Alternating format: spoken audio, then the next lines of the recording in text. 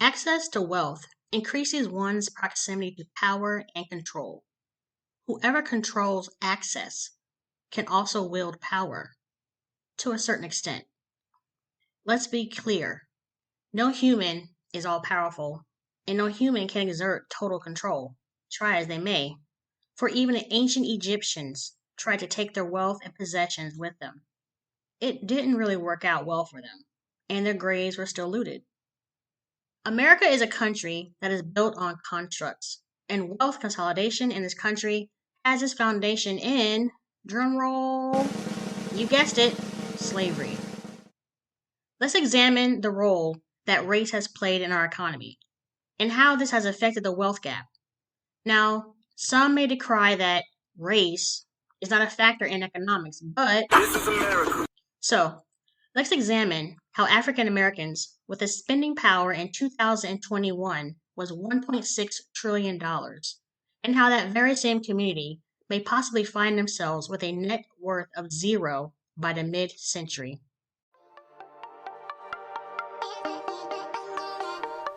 Hello, and welcome back to The Conversation Piece with your host, Akila.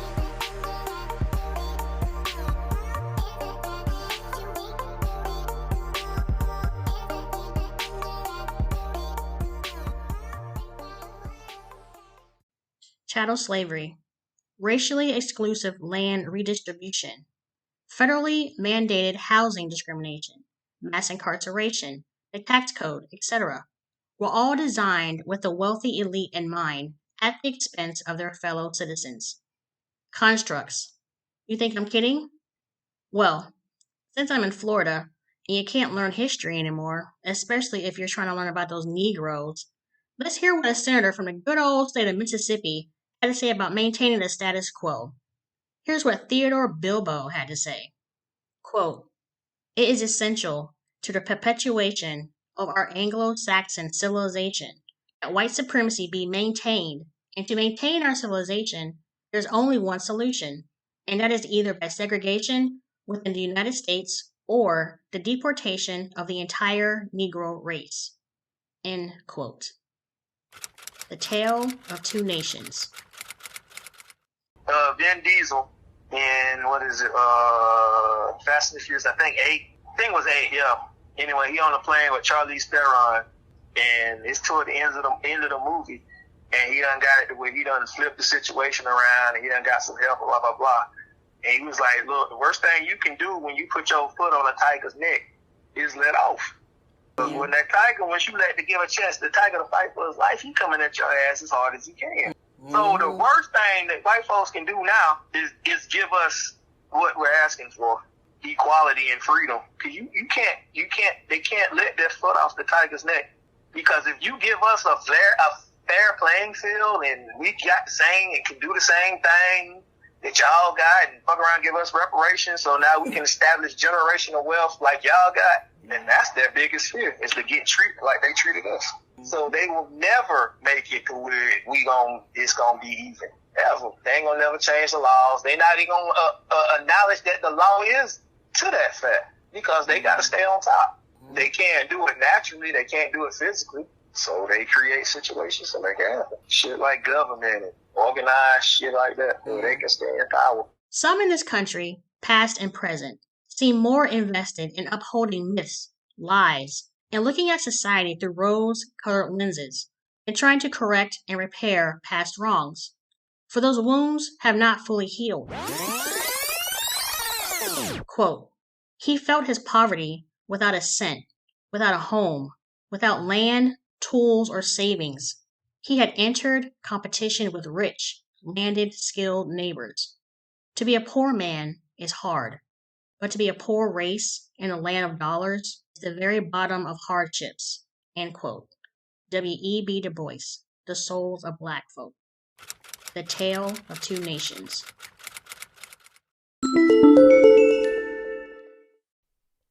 Copyright disclaimer under Section 107 of the Copyright Act 1976. Allowance is made for, quote, fair use for purposes such as criticism, comment, news reporting, teaching, scholarship, and research. Fair use is a use permitted by copyright statute that might otherwise be infringing. Nonprofit, educational, or personal use tips the balance in favor of fair use. What is capitalism? Oxford Dictionary defines capitalism as an economic and political system in which a country's trade and industry are controlled by private owners for profit. Capitalism is also known as the free market economy, free enterprise. The basic motivation and driver of capitalism is to make a profit, make as much money as possible. But capitalism is a two-class system, owner-boss versus worker-employee. Another factor of capitalism is competition, supply and demand as a lever to manipulate pricing, and with the desirability with as little government interference as possible, i.e., regulation.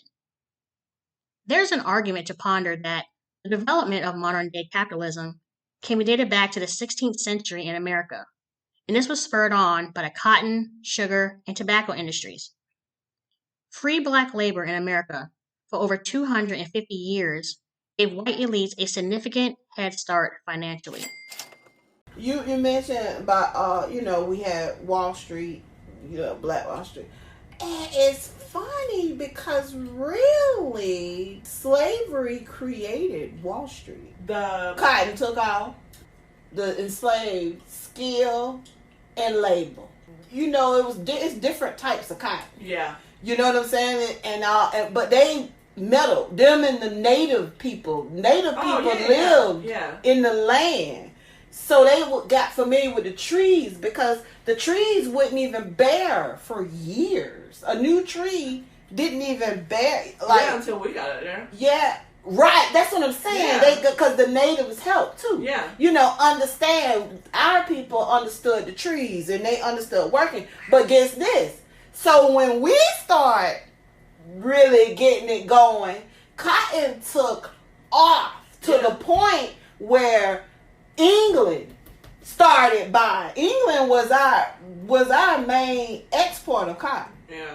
And they started buying a lot of cotton it started getting people attention around. And in New York, people start, well, you know what? Y'all selling this cotton. I'm gonna give you this. I'm gonna invest this into the trade. I'm gonna invest this. Mm-hmm. Oh, okay, I'm gonna get this and y'all gonna get a return. Yeah. You see what I'm talking about? Yeah. And then, because that's literally how the futures contracts came about. Mm-hmm. Because they was ordering more cotton than could be produced. Yeah. So I'm finna give you this. Give me my cotton next year. Mm-hmm. Okay. I'm finna pay you now on this contract that I'm gonna have my cotton. It came from slavery. Mm-hmm. Futures. They still use futures today. Yeah. Today, that came from slavery. Yeah. But ain't gonna tell you that. Wall Street came from slavery because they started investing into the program of selling cotton. And then it started to transcend above. Oh, okay, we can do that with this. But it also we can do that with this. But it also and then we can do that with this.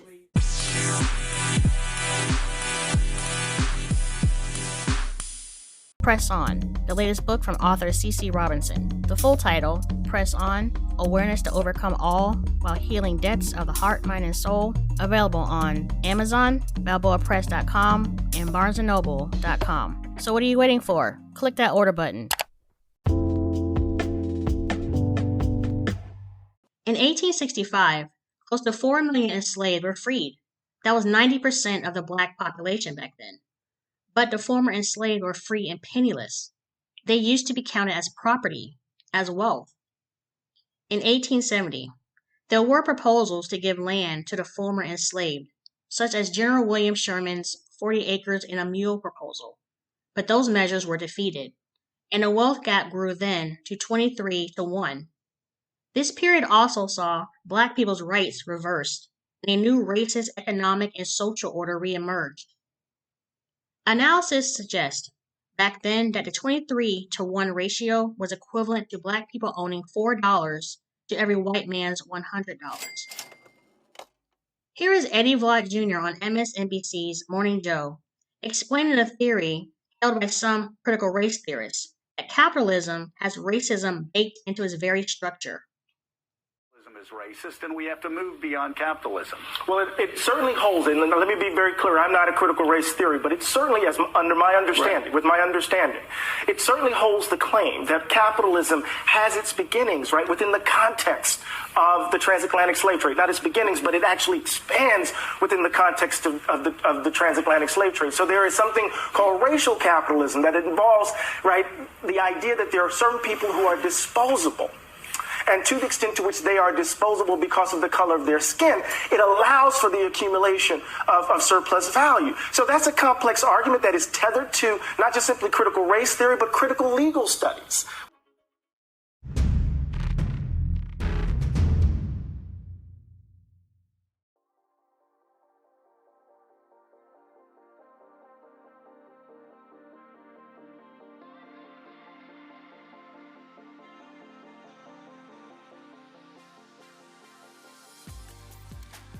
The Institute for Policy Studies and Prosperity Now, back in 2017, studied Black and Latinx households and concluded that by the middle of this century, if current trends continue, it would take the average Black family 228 years to match the level of wealth white families have today, and 84 years for the average Latinx family.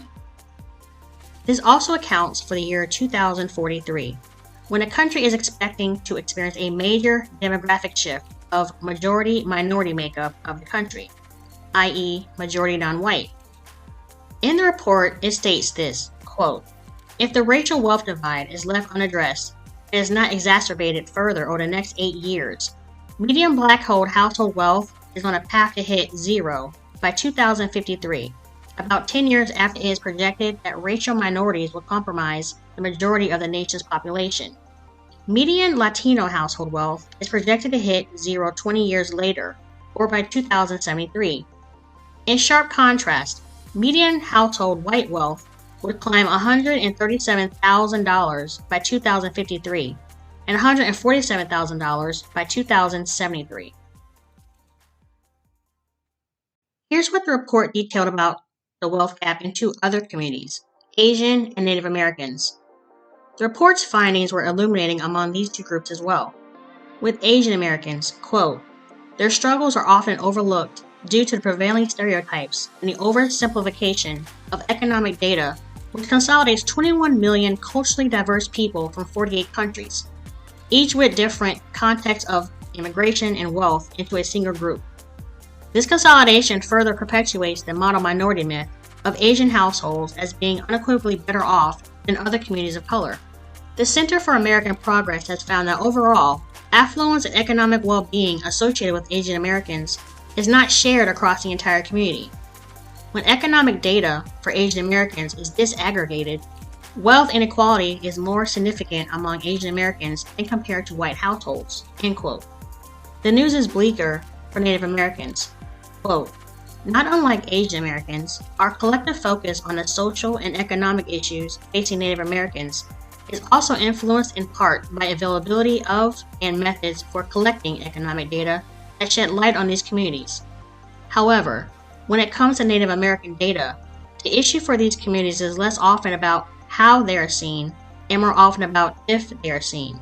Whereas aggregated economic data about Asian households are often skewed, Native American economic data are often outdated, difficult to collect, and or insufficient to interpret reliably. In turn, the unique economic experiences of Native Americans are often overlooked, even though these experiences tend to be comparable or worse than those of Black and Latino households.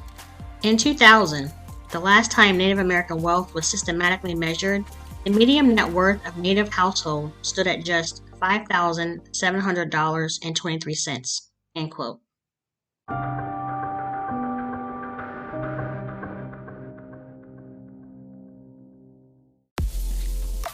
Hey you. Yeah, I'm talking to you. Do you have Spotify? If so, turn on the notification button. You can also find the Conversation Piece podcast on Google Podcast, iHeartRadio, Pocket Cast, RadioPublic.com, Breaker.audio, and Anchor.fm/Akila Lynch, spelled AQUILA-LYNCH. Thank you for your support.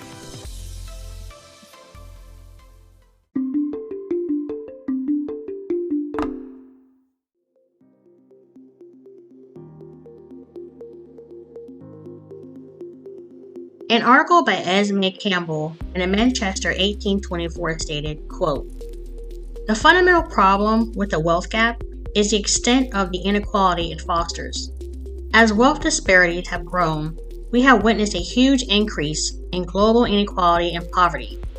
Oxfam recorded that the 26 richest individuals combined had the same amount of money as the poorest half of the human race, 3.9 billion people. Nearly all of these 3.9 billion people live on less than $5.50 per day. Income inequality not only has negative consequences for economic growth, but also uproots social stability in society. It exposes and emphasizes a multitude of additional social problems like racism, sexism, and xenophobia, since racial minorities and other marginalized groups are inevitably more likely to suffer in poverty than the socially privileged." End quote. Exploitation, which creates the sector of poverty in the midst of wealth. Again, we have deluded ourselves into believing the myth that capitalism grew and prospered out of the Protestant ethic of hard work and sacrifice. The fact is that capitalism was built on the exploitation and suffering of black slaves.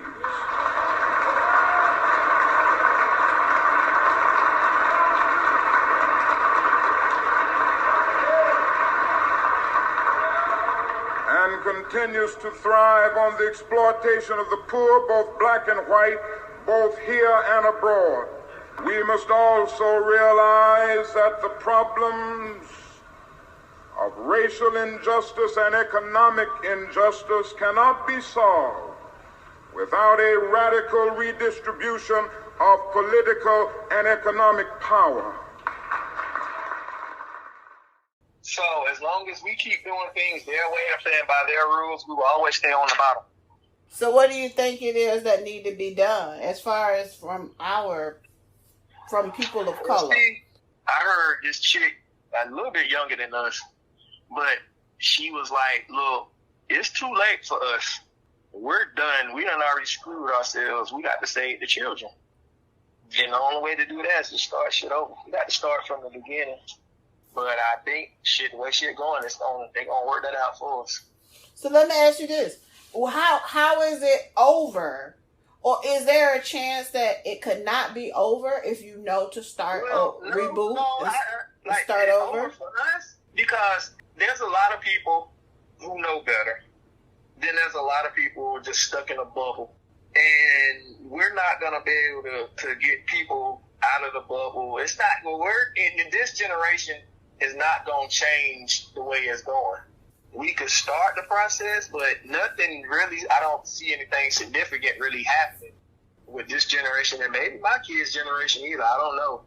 As far as like change, like the way people treat each other, the way this world is going.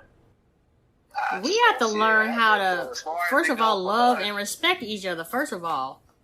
We can't look at each other, you know what I mean? Like, other communities, I don't know if they have this problem, you know, because they pretty much, they support they have their internal problems, but they support each other. You know, Asians across the diaspora, the Latinos, Hispanics across the diaspora, they support each other. They have their problems, yes, but the same as we do, but they will still, they'll walk, carpool, they support each other. I think we've been so disenfranchised and just so traumatized that, you know, we have to look, like, we have the structures in place. We just have to get the discipline and, like, this collective mindset to trust each other and support each other. And start at home. Yes. And be all right with starting at home. Teach your kids to, first of all, when you get a job, pay yourself first. Put your money aside in a savings account. If you can, support a black bank. Support black businesses if you can find any. You know what I mean? Like, we have to get that discipline young and then teach that to our kids. Mm-hmm. Exactly. That's why I say for us, it's too late. We got to save our children. I don't think it's too late. We can do it. We just got to get that discipline in us. We can say this and that, but we're not going to do squat. We got to teach our kids and kids from the get-go, like you were saying, but especially our kids are going to have to teach their kids. I mean, I'm in my nieces and nephews' ear all the time. It's like, will they take the advice? I don't know. I'm gonna agree with the fact that it's not too late. We know what to do, but as far as implementing, it's not gonna happen in our. I think it's already happening. Slowly, but I think if it don't happen, it would have happened. Well, I mean, you can't just. It's a slow process to even turning on the light. No, it ain't no slow process, man. It really is. There's a process. Like we talk about people's reality, people's perception is their reality. Mm-hmm. Mm-hmm. You can talk and talk and talk and talk and talk and talk and talk and talk and talk and do and show and show and show, and it ain't gonna mean a pile of shit to certain people because that's not their reality. Well, this is the thing. So you have certain cities around the country now that are starting to look at cases of reparations for their like local citizens. Some people in like, I don't know, some get like $300,000 each, right? That's not gonna like change much. It can change a few people's lives, but we know damn well a few of those people are gonna take that money and turn around and make some old white people richer because they don't have the financial literacy that. Yeah, that's what we're gonna do with the money anyway. I mean, I'm not saying to everybody, but for the most part, they're gonna take the money and spend it. Right. If we get money, we're gonna take it and put it right back into the economy. That's why I understand the big deal is about giving it to them in the first place. Yes, some of them are gonna do what you should do with the money, but for the most part, you're just gonna put it right back out there to you. Oh, appreciate it. Shit, I can go get 2 Mercedes Benzes. And buy 10 Jordans, 10 pairs of Jordans. I would. I know. And some Beyonce tickets. That money gonna go right back into the system. Like you say, making the white folks richer. Be like, I bought this baby cash. 20% of the people gonna be like, yeah, let me get right. Let me start a business. Buy me some land somewhere. I know that's right. I have a whole compound in the middle of seemingly nowhere. But I feel sometimes everyone's trying to be somebody else. They are. Because that's what they want you to do. They want you to be somebody else because you'll never be somebody else. You'll always be you. And if you live this life, always you, but really don't know you, because you think you see something else. Oh, you right. Well, I need you to be. Because that means you don't even know what you can do. That means you don't even know what skill set you got. You don't know. You're not in touch with your value. Oh, I need you. I need you to pay $5,000 for these Beyonce tickets. And can we talk about that? Oh my God. And every last one of y'all gonna do it. Y'all gonna get a loan, an extra loan somewhere. I will not ever. I won't pay $200 to see Beyonce. I won't pay $200 pretty much to see nobody. Second that motion. I second that emotion. Yeah, exactly. Beyonce, baby, you are the GOAT. She is an excellent performer. Yes. Let's talk about that. Her currency. I'm talking about the price of these tickets. Yeah. You said a venue, right? Yeah. It's the venue? I think it's the venue and what kind of show you want to put on because you have to pay for all that. Right. So and she gonna have be levitating hard. So it's like I'm putting on this show and it's a world tour, isn't it? Mm-hmm. Yeah. Okay, so that's she'll make $1 billion. And then the places if you're not from there, you gotta fly there. Those are all expenses. You gotta stay somewhere, go to the show, eat, and then still do whatever you're gonna do. And there are people that will fly to wherever to Switzerland, or Dubai. Okay. Once in a lifetime, if I could ever see her again. But then if people are smart, they're going to figure out a way to possibly go, but then also make a couple dollars on the side while they're there. If they're going to sell some shirts, sell, like go whatever. with some merch or something. Yeah. Go with an idea and a plan to be like, I'm here. Yeah. But I'm finna sell I'm finna get up all this. Yeah. Yeah, yeah. That's different being a vendor or something. Because you're not even at a vendor, you don't have to be if you selling something outside of Beyonce or you going to jail. Because I heard allegedly one woman is like considering, it says something to do with her engagement or her ring or something. And her fiance is like, looking at her like, what? Oh, like sell her. Right, like either it has something to do with the wedding, like moving the wedding date or the ring. Like, I would not marry her because Ain't no way in the world. And I would just sit there and listen to her. I'd be like, baby, you can do whatever you want to do, whatever. This ain't gonna work. I ain't no hater. Get that coin. But but the part that pissed me off, just like these Jordans and these shoes and stuff, that people be working hard, working 2 and 3 jobs, trying to make sure their kids have things that they didn't have and stuff like that. But then, damn, how you $500, $600, $700, $800 for a tennis shoe? Yeah, that's ridiculous. For one tennis shoe? For one pair? That's the thing. I forgot what it's called, but they make it to where it's like they only put so much out in circulation to give that exclusive feel. Like, oh, I got this. But how much you paying for it though? Right. And then these are the same people who would take that energy, put it on the internet, and then wonder why people getting ready to jack their shit. Done jacking. Right. They outside. They waiting on you. They waiting on you. Yeah, it ain't funny, but that's real. You can't flex everything. Rapper, yeah. That rapper. Yeah. Like his old lady was live and blah. I'm here. Look what happened. Mm-hmm. Going back to the 2017 report that I quoted earlier, their recommendations to address this gap is as follows. Quote, change the nation's tax code to stop subsidizing the already wealthy and start investing in opportunities for lower wealth families to build wealth. Strengthening the Consumer Financial Protection Bureau and closing offshore tax shelters where the wealthy already hide their assets, and investing in children's savings accounts, automatic enrollment retirement accounts, federal job guarantees, and a racial wealth divide audit of government policies, which are vital to reducing the gap between the ultra-wealthy and the rest of the country. End quote. Aw, that was precious. Man. This is America.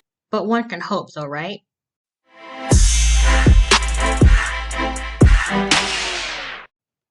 For people of color in America, the root cause of the wealth gap goes back to the institutional racism and white supremacy as a driver. For instance, one of the American dreams is home ownership. Home of John and Margaret Bryant, the home they've always dreamed of, the happiest investment they have ever made. At last, the Bryants have all the space they need. Big floor-to-ceiling closets for each member of the family. Large, comfortable bedrooms. This is how American families are living in their new homes. Beautiful. Would you not agree? But this is still a dream for some, as Black people have been systematically squeezed out of home ownership with restrictive codes and redlining. Maps of neighborhoods were drawn out, and areas with literal red lines indicated areas where primarily Black and brown people lived. These areas were also deemed dangerous and low income. The housing bubble of 2008 saw people lose their homes, a major investment for wealth building, but subprime mortgage loans that were established during the redlining period dramatically affected Black and brown wealth. Richard Rothstein, author of the book The Color of Law, sat down with NPR host Terry Gross of Fresh Air in 2017 and discussed extensively about how the United States government intentionally segregated America. The federal policies mostly began during the New Deal. It was a state-sponsored system of segregation. The things you've just mentioned, private prejudice and real estate steering and bank redlining and income differences, all certainly played a role.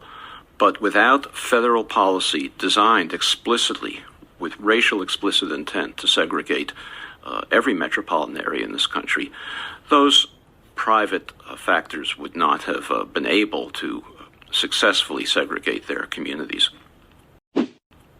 So what are the policies in the New Deal that segregated housing? Well, there were two main policies in the New Deal.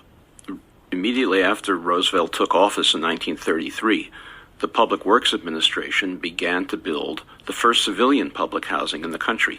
And this was a time when there was an enormous housing shortage in the country. No construction was being done in the Depression. Many families were homeless. The Public Works Administration program in housing was primarily designed to provide housing to white, middle-class, lower middle-class families. The progressive aspect of it was that some projects were built for African Americans as well, but it was explicitly segregated, and in many cases, it segregated neighborhoods that had never known segregation before. So this went on throughout the country. African Americans had gotten no federal help before the New Deal. The help they got was segregated, but and it was done throughout the country. There's some people who think that the federal government did this in order to gain Southern support for its economic programs. That's certainly part of the motivation, but Southerners never objected to integration in the North. They only wanted to make sure that they could preserve segregation in the South. We know that the Roosevelt administration was very prejudiced in other ways. We know that they refused to accept refugees from Nazi Germany, and there were many people who lost their lives as a result. So the fact that it was focused on preserving the racial hierarchy in this country is not surprising. So what was the second Roosevelt administration New Deal era program that created or enforced housing segregation? The second major one was the Federal Housing Administration, which was established in 1934, the year after the Public Works Administration. And the Federal Housing Administration is well known today by many people as an agency that would not insure mortgages for African Americans at red line communities. That was a minor part of what the federal government, what the FHA did in order to segregate metropolitan areas. The most important role of the Federal Housing Administration was it subsidized mass production builders of entire subdivisions, entire suburbs. And it did so with a requirement that no homes be sold to African Americans, and that every home in these subdivisions had a clause in the deed that prohibited resale to African Americans. So these two programs combined worked to segregate metropolitan areas in a way that they otherwise would not have been segregated. The public housing program separated African Americans from integrated neighborhoods. The Federal Housing Administration then subsidized white families to move out of urban areas into suburbs, all white suburbs, where African Americans were prohibited from following. And in what sense were African Americans prohibited from following whites into the suburbs? They were prohibited because the developers of these suburbs got bank loans on condition that they sell no homes to African Americans. It was a federal requirement that they get these bank loans only on condition that they not sell to African Americans. And the Federal Housing Administration required that deeds in these homes have what we now refer to as restrictive covenants, prohibitions on resale to African Americans. This was not an implicit program. It was not something that was hidden in any way. It was written out in the Federal Housing Administration's manuals that they gave to underwriters who were appraising properties for possible mortgage insurance. The involvement of the Federal Housing Administration in the development of these suburbs was very open, explicit, and well known. There was nothing secret about it. If you pay attention to stereotypes, and who doesn't, then you might have heard about Black people driving down the property value of neighborhoods, right? The Federal Housing Administration's justification was that if African Americans bought homes in these suburbs, or even if they bought homes near these suburbs, the property values of the homes that they were insuring, the white homes that they were insuring, would decline, and therefore their loans would be at risk. There was no basis for this claim on the part of the Federal Housing Administration. In fact, when African Americans tried to buy homes in all white neighborhoods or in mostly white neighborhoods, property values rose because African Americans were more willing to pay more for properties than whites were, simply because their housing supply was so restricted and they had so many fewer choices. So the rationale that the Federal Housing Administration used was never based on any kind of study. It was never based on any reality. Studies showed that property values, as I said, increased when African Americans moved into white neighborhoods, but nonetheless, the Federal Housing Administration maintained this rationale for 30 or 40 years. After serving their country in war overseas, Black men and their families were intentionally excluded from taking advantage of the GI Bill that specified the area of housing. Housing was a big area where African Americans were excluded.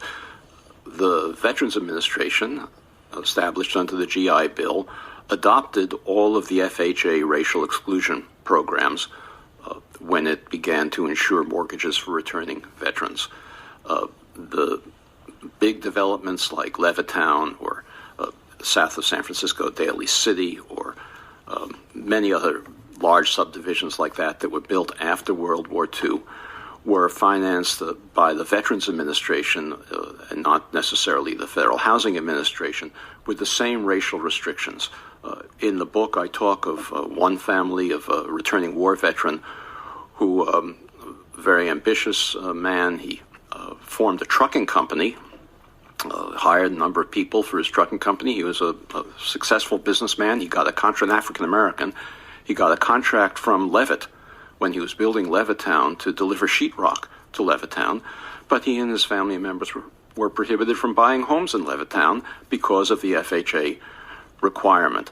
So the Veterans Administration, which did provide benefits in the area of education to African Americans, but when it came to housing, they were not permitted to move into areas that the Federal Housing Administration and the Veterans Administration had designated for whites. You know, the term redlining that you mentioned before comes from the development by the New Deal, by the federal government, of maps of every metropolitan area in the country. And those maps were color-coded by first the Homeowners Loan Corporation and then the Federal Housing Administration and then adopted by the Veterans Administration. And these color codes were designed to indicate where it was safe to insure mortgages. And anywhere where African Americans lived, anywhere where African Americans lived nearby, were colored red to indicate to appraisers that these neighborhoods were too risky to insure mortgages. Do you ever wonder why traffic is so congested in some major cities? The underwriting manual of the Federal Housing Administration recommended that highways be a good way to separate African American from white neighborhoods. So this was not a matter of law. It was a matter of government regulation, but it also wasn't hidden. Urban renewal. Sounds good, right? And the projects? Did you know that they were initially intended for white families? Yeah, me neither. The more you know.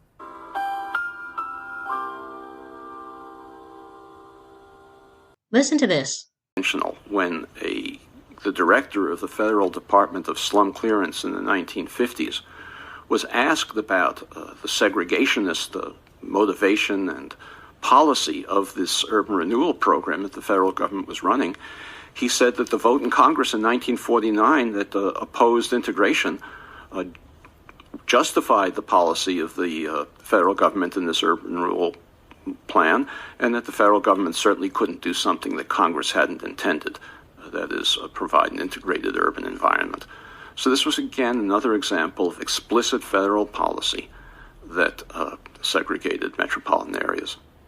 Let's talk a little bit more about housing projects. You write that housing projects started off as designed predominantly for white, working class, and lower middle class Americans, but they ended up being largely populated by African Americans. So I want to talk with you about how that change happened.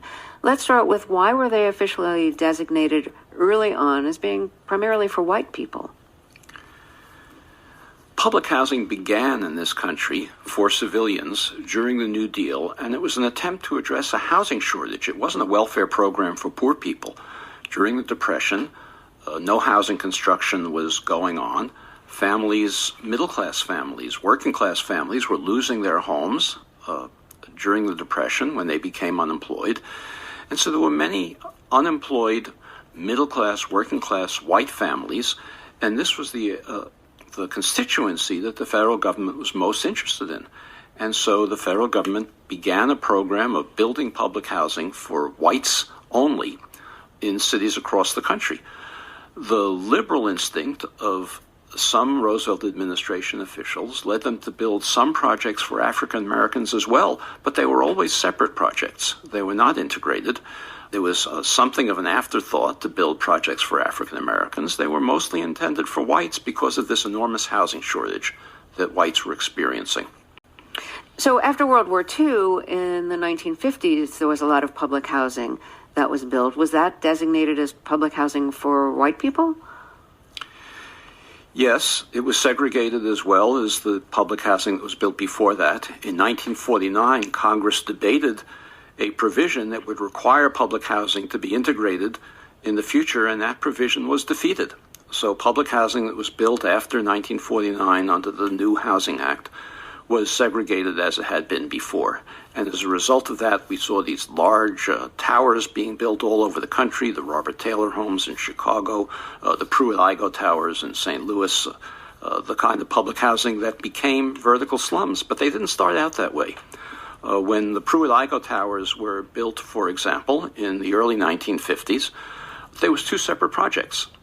The Pruitt towers were for African Americans. The Igoe towers were for whites. And soon after they were filled, suddenly there became large numbers of vacancies in the Igoe project, the White project, and long waiting lists for the African American project, the Pruitt project. And this was true of public housing all across the country. The White projects had large numbers of vacancies. Black projects had long waiting lists. And eventually it became so conspicuous that public housing authorities and the federal government opened up the white designated projects to African Americans, and they filled with African Americans. At the same time, industry was leaving the cities. African Americans were becoming poorer in those areas. The projects became projects for poor people, not for working class people. They became subsidized. They hadn't been subsidized before. Before, working class families in public housing projects were paying the full cost of the rent that was needed to maintain the projects. And so they became vertical slums that we came to associate with public housing. So why were there so many vacancies in the white housing projects? Why were whites leaving the housing projects? The vacancies in the white projects were created primarily by the Federal Housing Administration program to suburbanize America. And the Federal Housing Administration subsidized mass production builders to create subdivisions that were white only, and they subsidized the families who were living in the white housing projects, as well as whites who are living elsewhere in the central city, to move out of the central cities and into these white-only suburbs. So it was the Federal Housing Administration that depopulated public housing of white families, while the public housing authorities were charged with the responsibility of housing African Americans who were increasingly too poor to pay the full costs of their rent. Well, yeah, because think about it. So with redlining, right? So they literally confined you to where you could live, right? So we couldn't live out in the white suburbs. And when we did venture out there were roadblocks, with the banks, with white people literally making noise at all kind of hours, literally almost making it unbearable for you to live there. Yeah. So it's like, okay, so where do you go? You don't want. So if you're neglecting a neighborhood and it's deteriorating before your eyes with crime and all this kind of stuff, no one, regardless of your skin color, wants to live in that kind of environment. Right. So yeah, you're right. At some point we had to leave, but they make it sound like we thrive or want to thrive living in that environment. We do not. But you systematically starve a community of the resources, right? Oh yeah. Through policy and laws in schools, it's infuriating, but it's enlightening at the same time. We're gonna help you. We're gonna give you somewhere to stay. But we gonna do it in the way we're gonna give you something that you ain't gonna get no better. You're gonna be mad thirsty because there's a water crisis. Yeah, so. Like you're gonna be piled on top of each other. Your kids ain't gonna have nowhere to play. You're gonna have to take the stairs. I don't care if you're on the 15th floor because the elevator ain't never working. The maintenance ain't really. What from the PJs? What's the superintendent? The super. Yeah, the super live there. You just knock on the super door.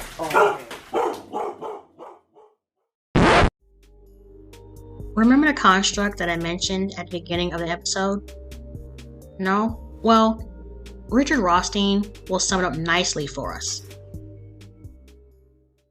How has your research into government-mandated segregation in housing in America changed your view of race in America?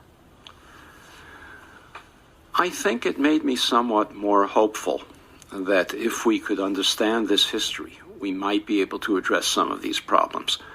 Because I realized that although there's certainly a lot of private prejudice involved in this country, there's still racial hostility in individuals, but I also realized that much of this has been structured by government policy, and different government policies might structure different attitudes as well.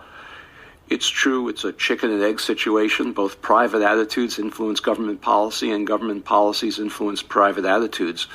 But I hadn't realized until I did this research how much and how powerful government policy was in creating the racial separation that we have today in this country. Richard Rothstein, I want to thank you so much for talking with us. Thank you very much. Richard Rothstein is the author of the new book, The Color of Law. Hey you. Yeah, I'm talking to you. Do you have Spotify? If so, turn on the notification button.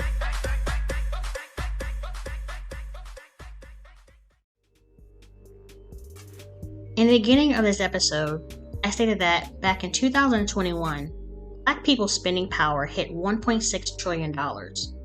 That will position Black people as a country within itself. With a GDP perspective, that's placing African Americans between Italy and Canada. It is time now for our Equity and Opportunity series, and Frank Holland joins us this morning with a closer look at the growth in Black spending power. Frank. Hey, good morning to you, Andrew. Black spending power reached a record $1.6 trillion in 2021. The ability to buy, save, and invest more than doubling since 2000. That growth exceeding the full U.S. economy, but actually lagging other ethnic groups. Latinos with a 288% increase, Asians with a 388% increase in spending power. However, other groups, they've also seen an increase in their net worth. Black Americans instead have seen their wealth actually fall by 14%.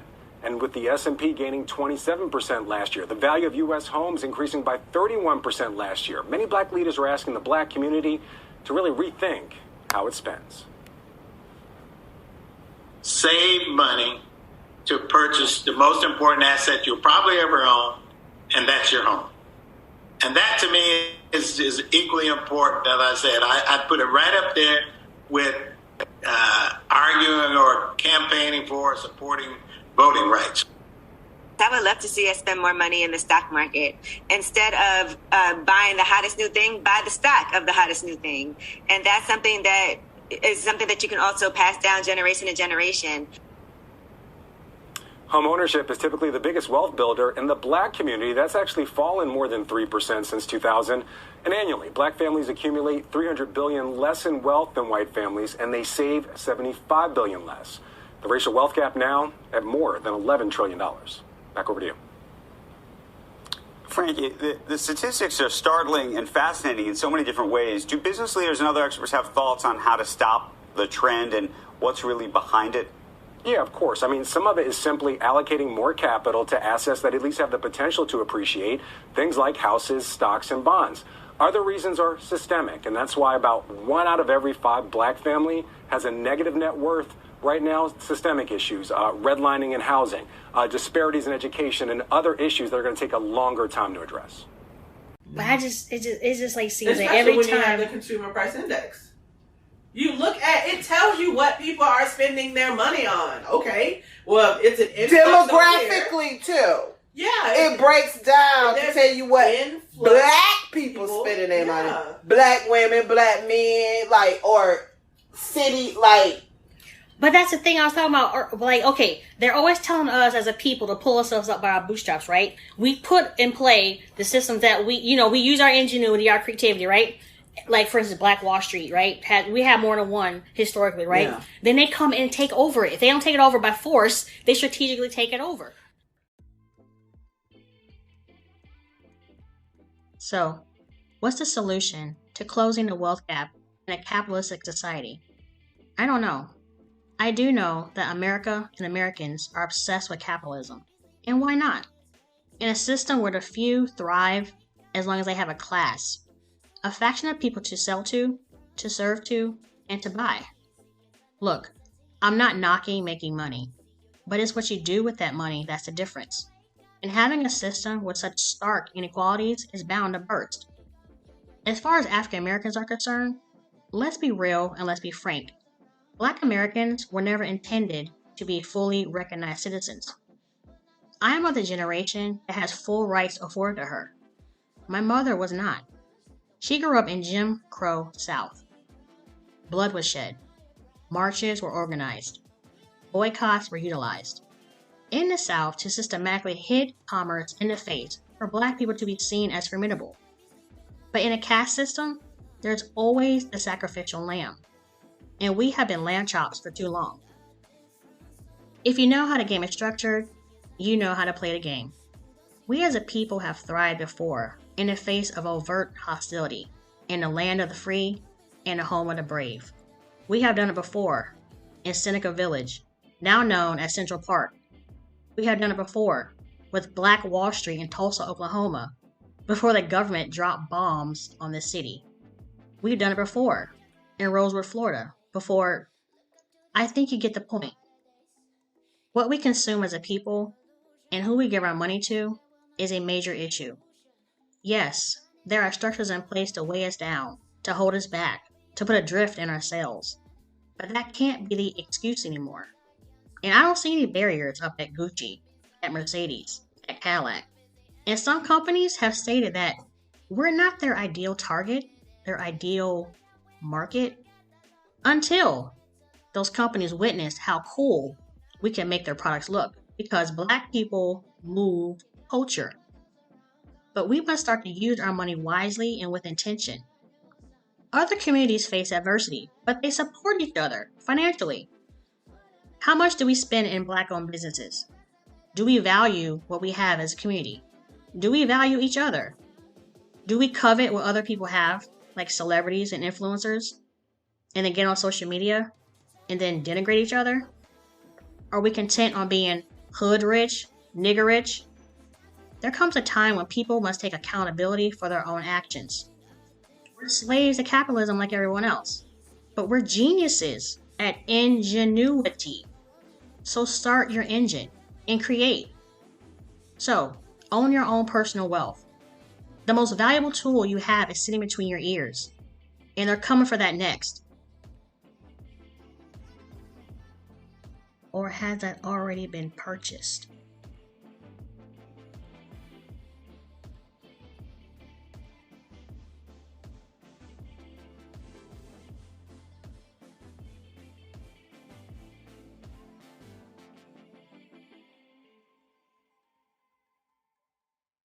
Here's a preview of the next episode.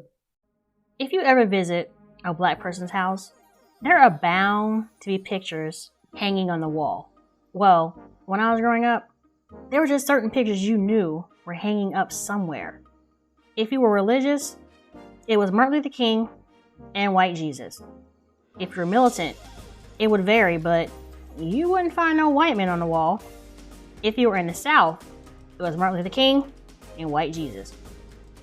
My point being, in Black people's houses, other than a historically inaccurate depiction of white Jesus, we are not hanging white people up in the house. Unless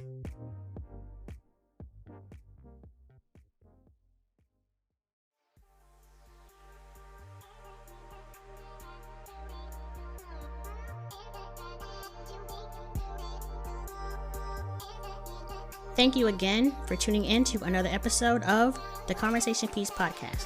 I am your humble host, Akila, requesting that you join me again. So, until then, be safe, love, and value yourself so that you can love and value others. I bid you adieu with the greeting, Assalamu alaikum, peace be with you.